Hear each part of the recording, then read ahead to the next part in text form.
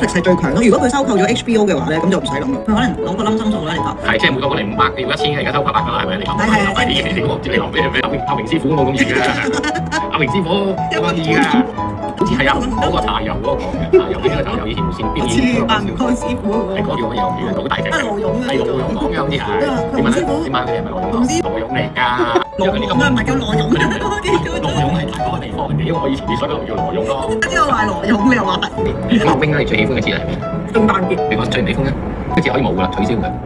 冇，因為天年有公眾假期。唔係幾多人聽？因為我真係嘅，我都可能中意農曆年多啲。我係中國人啊嘛。雖然我係天主教徒，我以前細個我讀天主教。你嗰個係偽天主教徒啊？你唔好話我係，你可以。你個心唔係喺天主度。係咯，有可能中意情人節嘅喎。我成日覺得情人節係俾商人揾錢嘅一個 excuse。成日都覺得情人節，你同你中意嗰人一齊，你日日阿媽都係情人節啦，唔一定要情人節嗰一日先至要搞啲嘢咁樣噶嘛。你送禮物，你成日都可以送下啲小禮物，即係唔一定要等到情人節嗰日先送噶嘛。有時你嗌錯個名嘅，唔係你哋嗌我另外一個名㗎，你嗌我永生。我真係永生，唔係叫永生嘅。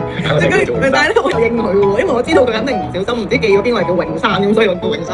咁我一直都冇糾正佢嘅。有一次我唔知同佢講，其實我就唔係叫永生，佢話咩？咁你叫咩啊？跟住我講完俾佢聽，佢話我都係覺得你叫永生。